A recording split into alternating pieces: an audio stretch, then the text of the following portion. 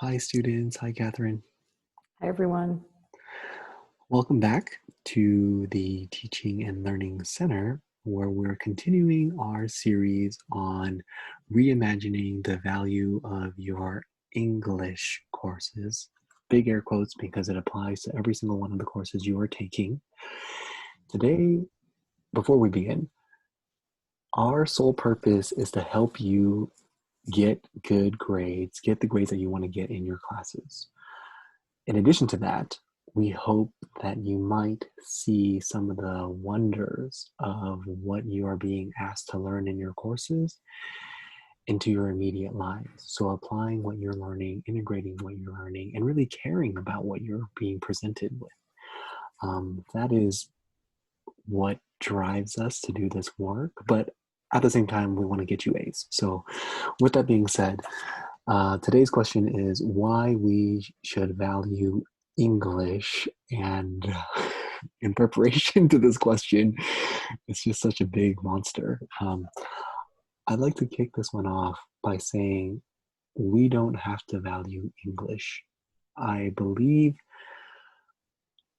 in that every student I have ever worked with can live their lives and live them quite well without improving their English ability like today.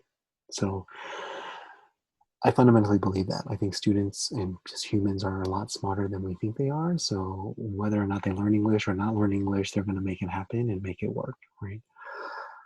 With that being said, English in my life has acted as a rocket and trampoline behind acquiring knowledge, learning from people, learning from texts, learning from YouTube videos, learning from Catherine, learning from all my students that I've been lucky enough to work with.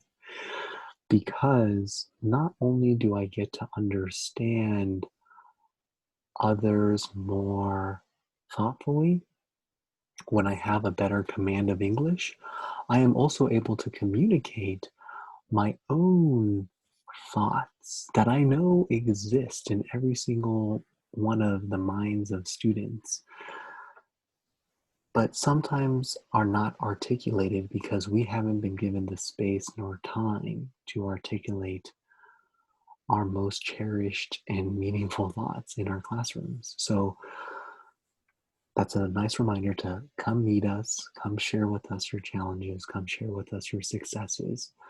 We want to help you get A's in your classes and get your education and make this meaningful. I'll end it at that, and I'll throw the beast over to Catherine. Um, I think building off of how Henry started his response, I think that it's really important to not overestimate the value of English courses. And I say that not to be disrespectful to instructors who teach English. I say that because I think we need to think about things within a larger context. When we think about reading and writing instruction that happens in English courses, this is only one part or one example of how we're going to engage with reading and writing in our lives and in our academic journeys and in our professional and personal journeys. And I think that's why I'm saying we shouldn't overestimate the importance of these individual classes. Reading and writing happens in many different mediums and forms. It doesn't just happen in the classroom. And I think that there's so many people and there's so many powerful examples of how powerful writing and powerful analysis and powerful forms of communication didn't necessarily come from an English class and didn't necessarily follow the things that we learn in English classes.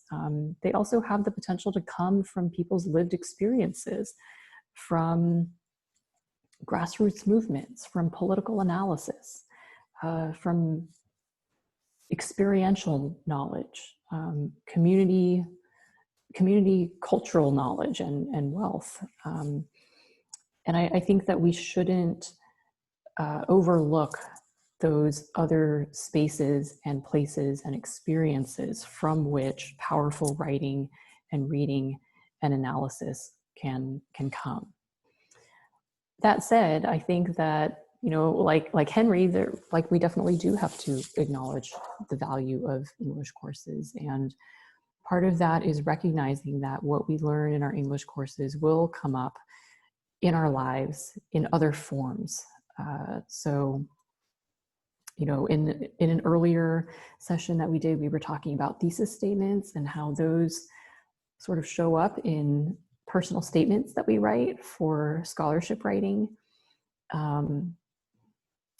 If we think about our professional work and what it means to have to write an executive summary of something, that's going to draw on skills that we learn in our English courses, but they're going to be situated in a different context. So maybe what I'm trying to get at is we also need to think about how the skills that we're learning in English courses look different in different contexts and for different purposes. And we might not recognize them in the form that they will take in the future, but that there are similarities that we can sort of be on the lookout for, even as we are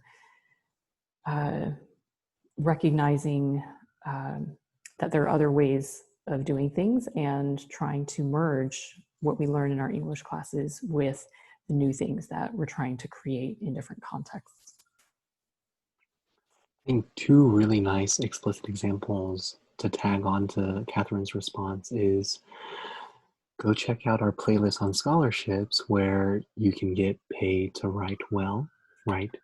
So, ding, ding, ding. But another one that has become evidently clear in our society is the tragedy of George Floyd's murder, right?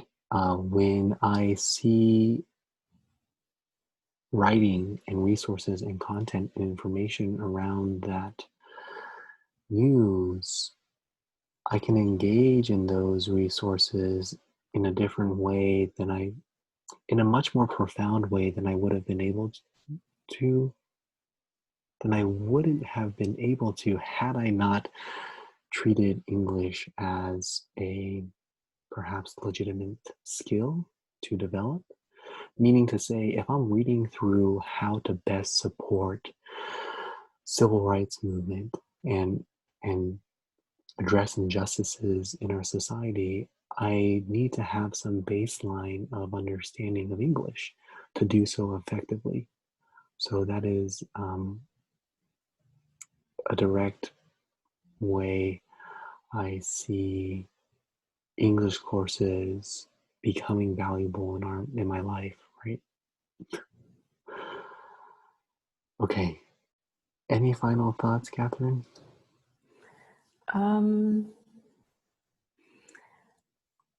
No, not at this point. Yeah. We hope to expand this series through your contributions, your thoughts, and what you share with us, either in written, video, or audio form. And we cannot wait to work with you all. So come find us. Come find us in the Teaching and Learning Center at Foothill College. Currently, we're on the virtual tutoring hub in the student support portal. Okay, until next time.